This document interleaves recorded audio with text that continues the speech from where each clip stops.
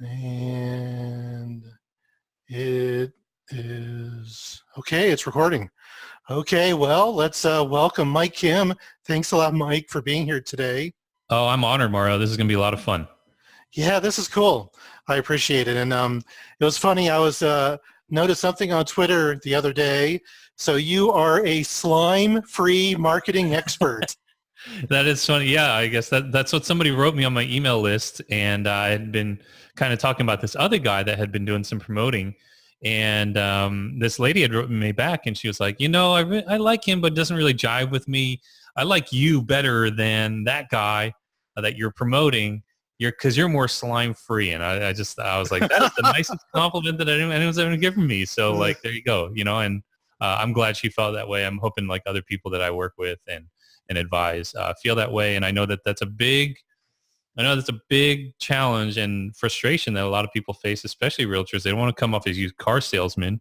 That's the typical example we use, right? They're the worst, I guess. No offense if anyone's done that before in prior line of work, but yeah, we're going to talk a little bit about that today, how you can market yourself, I guess, slime-free. I don't. Yeah, I think that's a good slogan. So, and I happen to know you, so you are slime-free. So that's a good thing. So I'm happy you're here. So like we talked about, it's just like we're having a cup of coffee, and you're going to kind of give me some tips on how I can help my business as a realtor take it to the next level, or if I'm struggling or whatever. So now I'll interject, maybe ask some questions for clarification, but you go ahead and jump right into it.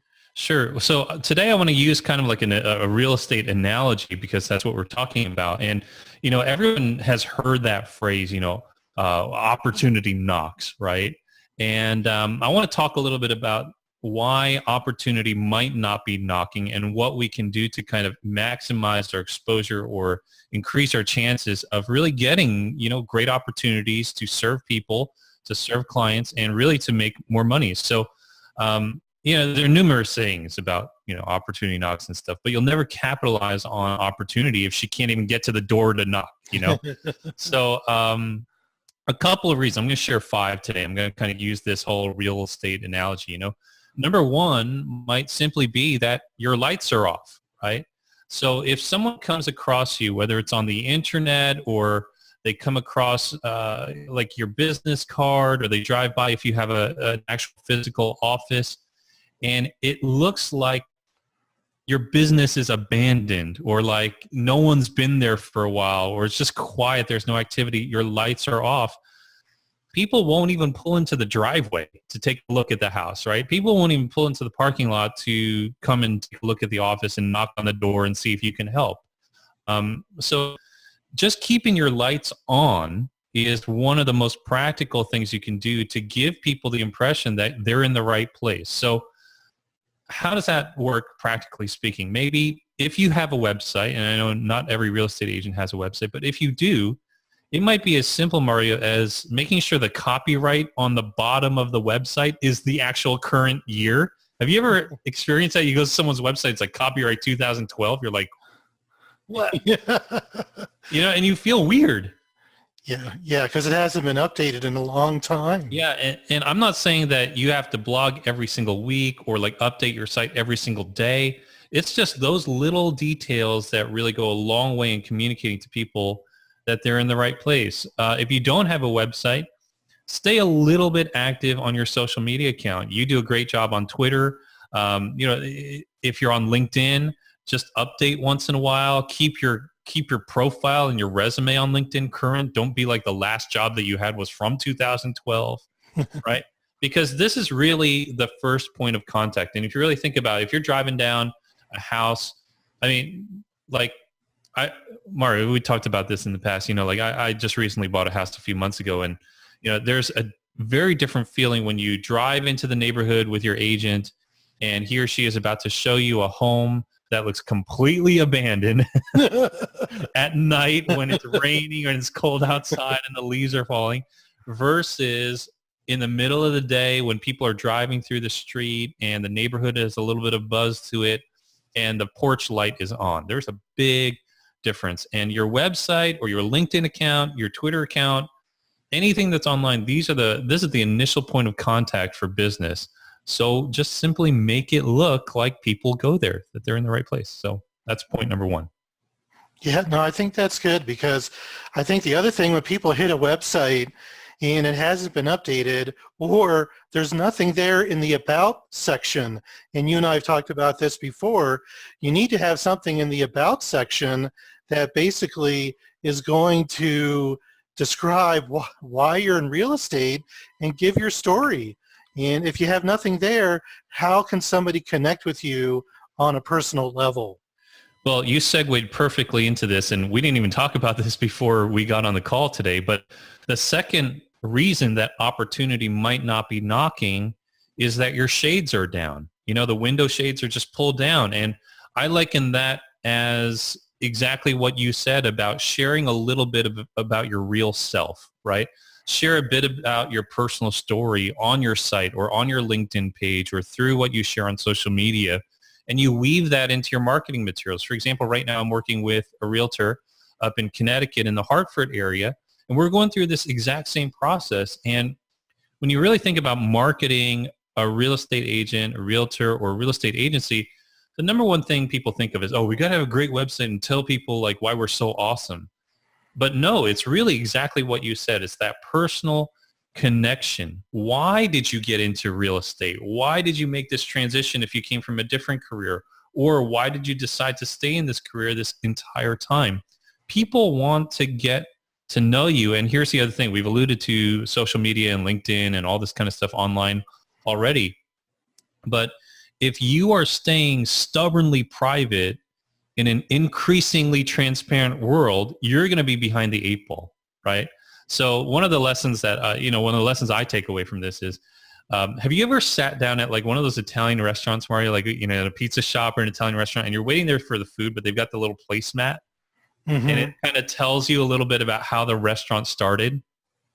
Oh, yeah, like the history. Yeah, it's like Mario and Luigi. I'm totally butchering names and picking video games, Super Mario Brothers. Right? But Mario and Luigi came over in 1922, and they started a brick oven restaurant in the heart of New York City in Little Italy. And, you know, through the years, they passed it down generation to generation, and they didn't compromise on ingredients because, and you know, you read that while you're waiting for the food, and it makes such a personal connection with the food. So, yeah, you got the lights on, but now you want to pull the shades up a little bit and make sure people have a chance to get to know you a little bit, right? That transparency goes a long way. It invites people to be a part of, you know, your narrative, and in exchange, you become a part of their narrative because you help them find the house of their dreams. So. Yeah, no, I think that's a good point. I think the other thing too is what you talk about with that Italian restaurant fits in with what everybody's talking about nowadays. You tell your story. You know, storytelling is so powerful. So for us as realtors, we got to tell our story. You know, why we got into real estate, why we love being a realtor. So you hit the nail right on the head there. Yeah, and if you really think about it, there are personal brands, and I consider the individual solo entrepreneur realtor, I consider that person a solo, you know, personal brand. And it's funny because those of us who are in that kind of space work so hard and feel like we have to sound like this big corporate entity. But when you look at these big corporate entities, on the other hand, those guys are spending millions and billions of dollars in their marketing to sound what? Personal. Yeah. Right? They hire someone full-time to run their Twitter account only, or they hire somebody full-time just to monitor complaints on a Twitter account. You know, and if you go to even a site like Papa John's and you look at their about page, they've got Papa John's entire life story on the site, and they paid some agency thousands of dollars to write that. And so we have an advantage that the big guys don't have, which is our personal story. And sometimes we think that's a liability. It's not. It's actually one of our greatest strengths. Yeah, I agree with you. Cool. So let's go to another point. So we've talked a little bit about, you know, make sure your lights are on, pull the shades up a little bit. Here's another reason opportunity might not be knocking on your door. And I'm really big on this one. The path is full of shrubs. You're just trying to get to the stinking front door and knock on the door, and there's twigs everywhere. The shrubs haven't been sheared. There's just all sorts of trash all over everywhere. And it's like when you call your bank. This happens all the time. I still can't believe this happens in this day and age. But you try to call your bank, and you get that automated message: press 1 for this and press 2 for that, and you get all these options. And oh my gosh, it just drives you crazy, doesn't it?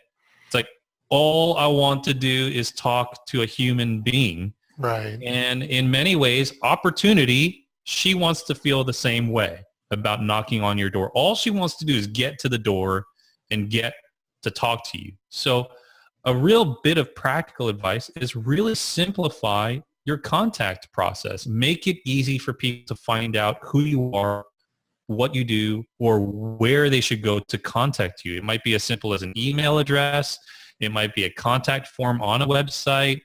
It might be a cell phone address, or a cell phone number rather, or if it's to book a appointment with you in your office, right? And I know, Mario, that's one of the things that you teach. Always bring the prospective buyer into your office first for a sit down. Well, in this day and age, if you think about it, everything is automated, everything is on demand. And what people want nowadays is just to be able to book an appointment right from their smartphone. So maybe you set up like an online scheduler link. And if I'm looking to book an appointment with you, I can see, oh, well, on Wednesday, Mario is available from 2 to 5 p.m. And I've got a doctor's appointment in that area of town. Let me go see him right after. And I can just book the thing right there. And I don't even have to call you. I don't have to copy and paste your email from your website into my email on my phone and then message you. You see, like, I know that sounds crazy, but that's the kind of world we live in. Everyone wants it like instantly. So maybe it's as simple as getting an online scheduler. I use a company called scheduleonce.com, really handy. There are other ones like Calendly, C-A-L-E-N, CALENDLY.com, right? We'll put the links in the notes for the class today. But make it simple. Make it so easy that a kid could do it. And that, get those shrubs out of the way, Yeah, I think the other thing to follow up here is, and I know a lot of realtors because I know I'm in the business, they don't follow up. They don't return their email. They don't return a phone call. So if you want to, get through the shrubs, you want to get people to work with you, the simple thing is follow up. Follow up on the email, follow up on the phone call. I know a lot of times I don't answer my phone because I get so many telemarketing calls on my cell phone. But if I get a call from a client, a potential client, I'll call them back immediately. I mean, literally within 2 minutes. Mm-hmm. So I don't know if you were going to talk about that next, but I think I was. It's like we're psychic. Actually, that was my last point, but we're exactly on the same page, which just goes to show. It just goes to show that good marketing really involves just plain common sense, And I like to call marketing applied psychology, right? It's just, what's the psychology of the buyer when they are trying to reach out and look for a realtor or real estate agent? When I went through that process, I had no idea who to call. We bought this house a few months ago and we're going through this whole journey ourselves. I knew nobody that, did this for a living within my circle of friends. So the first thing I did, maybe ill-advised, was just go online. And I did not know who to talk to. I had no idea. And nobody had done these very simple things. So I just started calling random people. I found the guy on Truly or something. It didn't really work out very well. And, I want to encourage everyone tuning in right now that the mindset of the person that is going to reach out to you is this. They are hoping, they are praying that you are their solution. Yeah. They just want a solution. They want a trusted advisor, someone they can share their dreams, their hopes with, and walk through this journey with without going through a lot of craziness, right? And that's where they're at. If you just do these simple things, you'll go a long way. So let's go into number 4. What's another reason that opportunity can't even get to the door to knock on it, right? Number 4, there's no welcome mat. There's no feeling that the user is in the right place. So is your website or is your office lobby, if you have an office, is the reception area there tweaked just for them? Does it feel like this was intentionally built to welcome people in?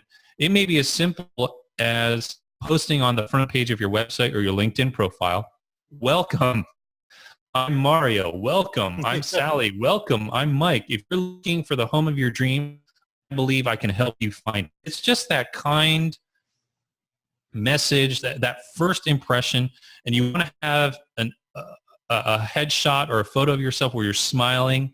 What I like to tell my clients is that I want you to use a headshot where you have an expression where your friends, your best friends, if they saw that picture, they would say, oh, that's you.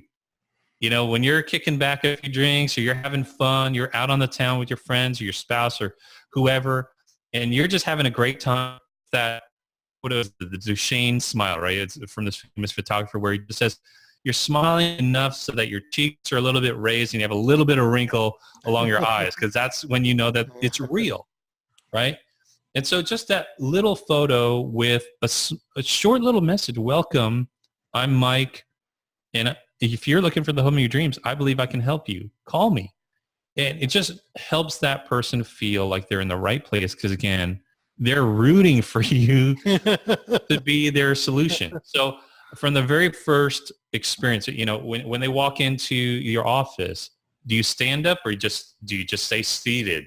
And be like, oh, hey, come on over. No, like the best of the best, they get up out of their seat and they walk out from behind the desk and they give a firm handshake and say, welcome, so glad to help. My name is Mike. Let's talk. Have a seat. Do you need some coffee? You want some refreshments? And all of that is just rolling out the welcome mat. So again, to recap, you see the lights. Okay, they're on. And okay, the shades are up. Okay, I think somebody's home. Well, there are not too many shrubs in the pathway, so I can get to the door pretty quick. You just roll out that little welcome mat right there and let them know welcome. And if you do that, opportunity will come back again and again and again. Yeah, that's good advice. And I'm not going to interject anything here to steal your thunder. We're on a roll. So the last and final point, really to get back to what you were saying, the fifth and final reason that opportunity isn't knocking on your door is quite simply, number 5, you didn't answer last time. She made her way all the way to the door, you knocked, and nobody answered, right? So if you fail to, answer the door like one time, right, Mario, somebody calls you and you don't get back to them right away within 30 minutes or whatnot, okay, they might give you the benefit of the doubt and come back another time or place another call. And if you really do these first 4 steps that we're talking about, you're going to be way ahead of the game. But like the old saying goes, right, the opportunity of a lifetime must be seized in the lifetime of that opportunity, right? And sometimes that opportunity lasts a few days. And sometimes it's one call, a 20-minute, 30-minute, even 10-minute window where you've got to get back to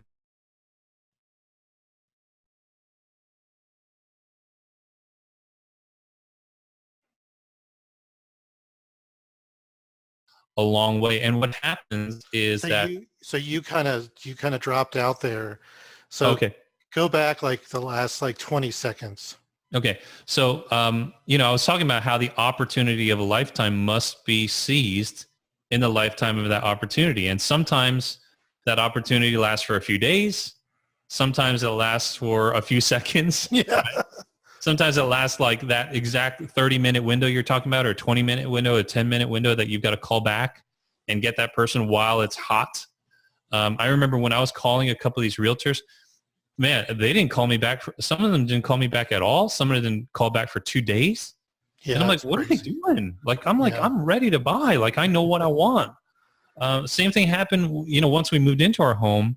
I was looking for landscapers and, of course, our neighbors recommended a few. And so I shopped around a little bit. And I called this one landscaper in town, and they didn't get back to me literally for a week. It was so far removed, I forgot who they were. Yeah, they left a voicemail. Hey, Mr. Kim, you left a message for us. And I'm like, who is? I'm like, oh my gosh, I called him like a week ago. I didn't even remember. Right. So it's just, again, these 5 things, just to recap, not to belabor the point, but it's going to be all downloadable in the PDF here for today's teaching. But, why isn't opportunity knocking on the door? Your lights are off. Your shades are down, right? You're not sharing a little bit about who you are. The path is full of shrubs. It's so hard to contact you. And by God, by all means, please do not use one of those CAPTCHA codes. You guys know what that is? Like, Mario, like you fill it out and it's like, you have to like decipher that code. That's all these weird letters. Yeah. Oh my gosh, please do not put that on your site. I know you might get some spam, but that is like the hurdle of all hurdles. That's like putting an evergreen tree right in the middle of your walkway. Don't do that, right?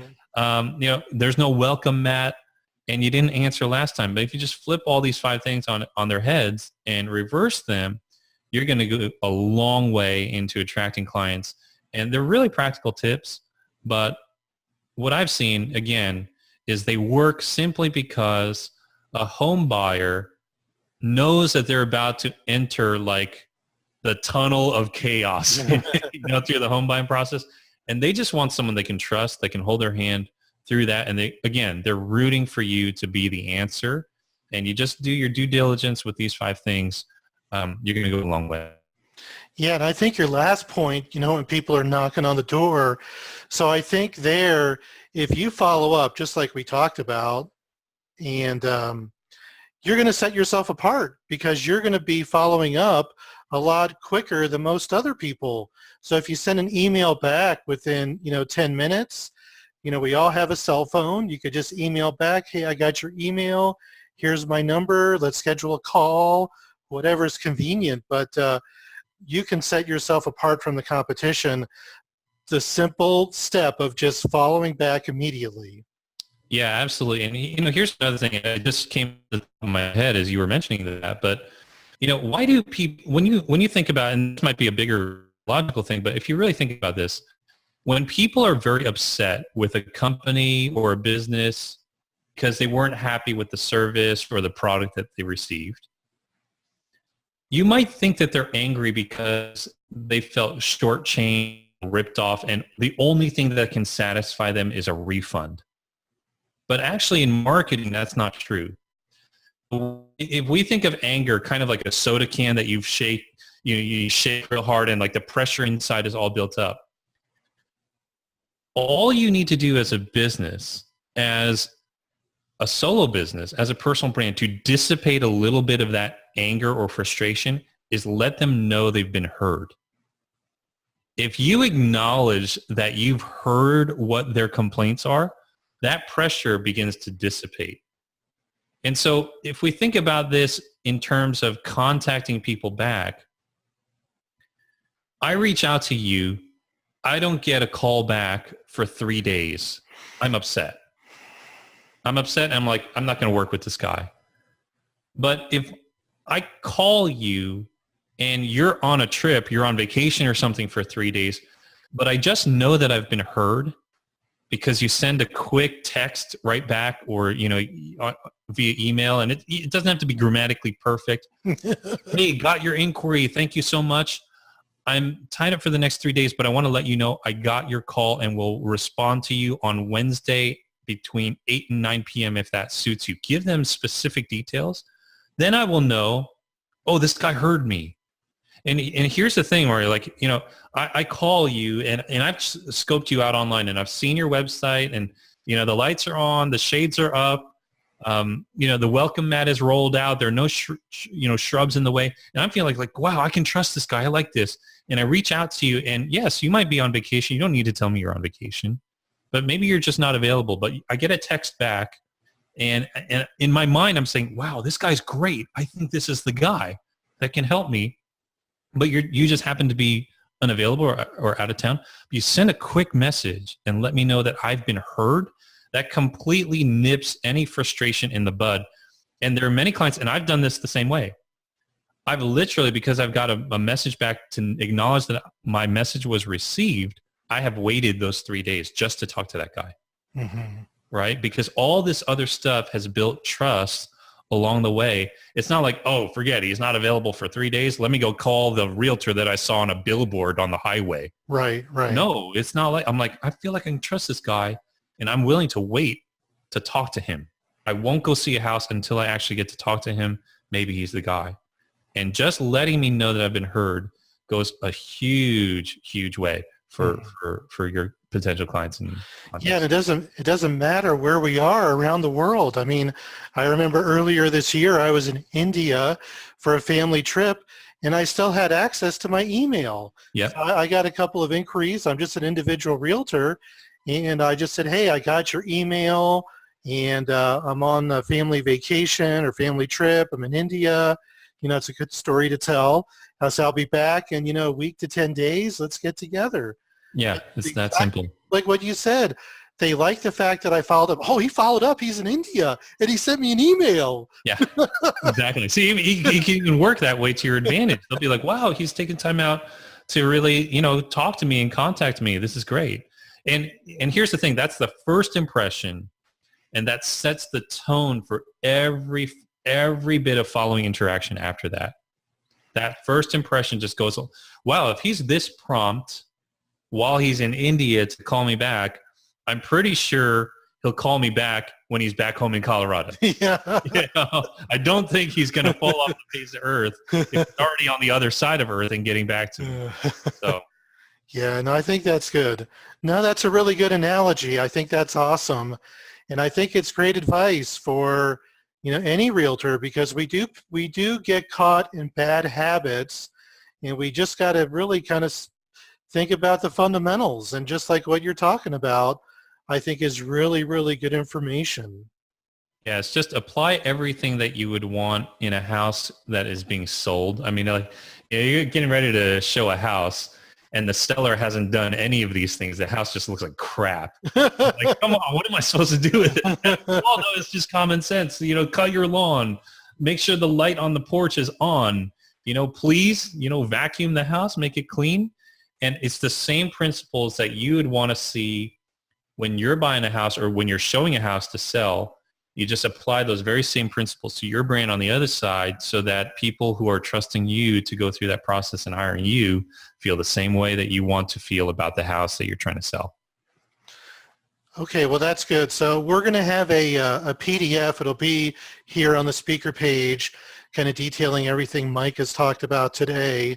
So I've got a bonus question. I'm going to catch you off guard All here. right, let's go. Because here it is. We're doing this. It's the beginning of January. It's a new year.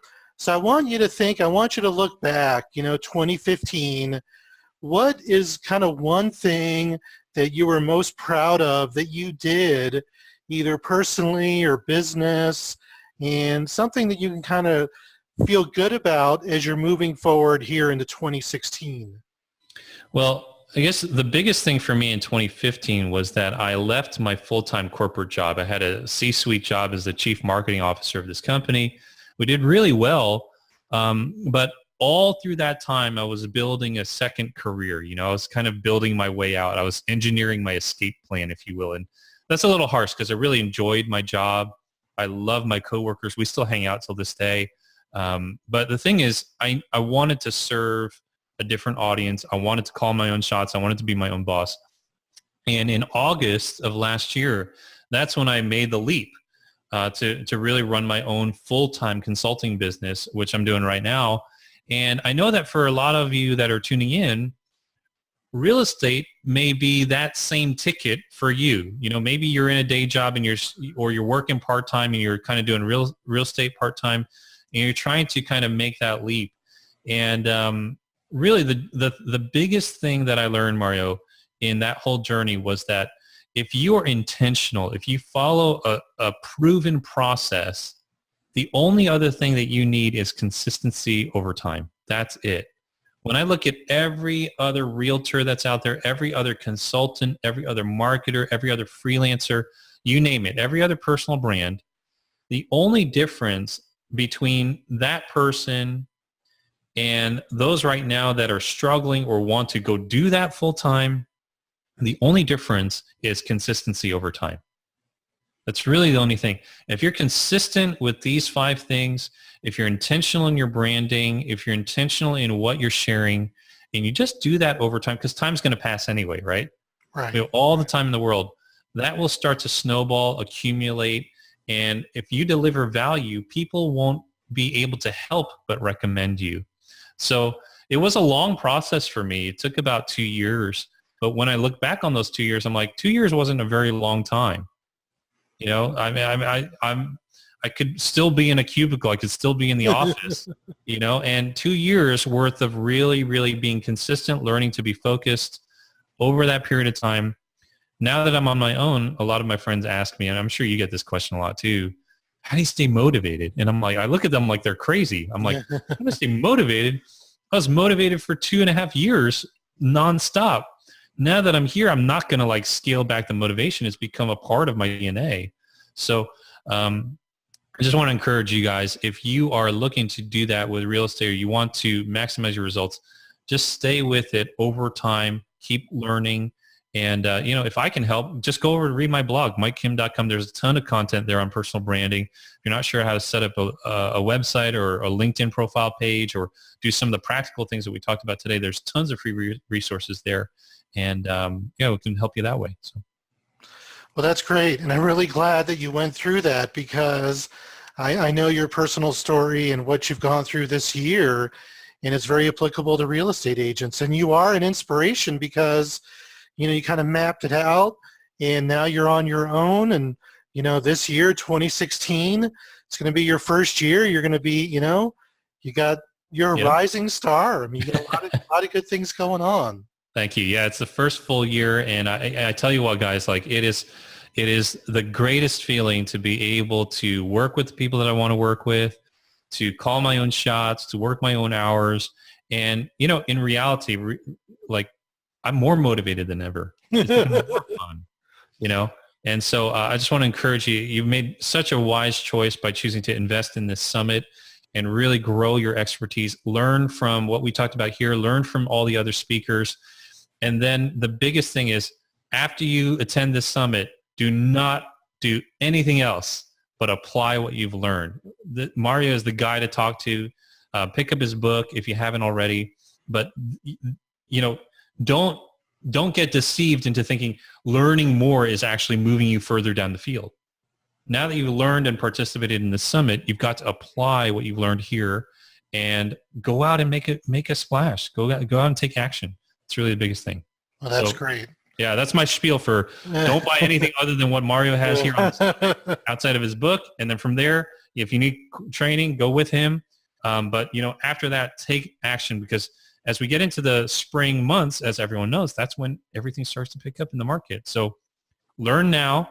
You made a great choice to tune in January and apply this in this first open season, if you will, of all these open houses coming up.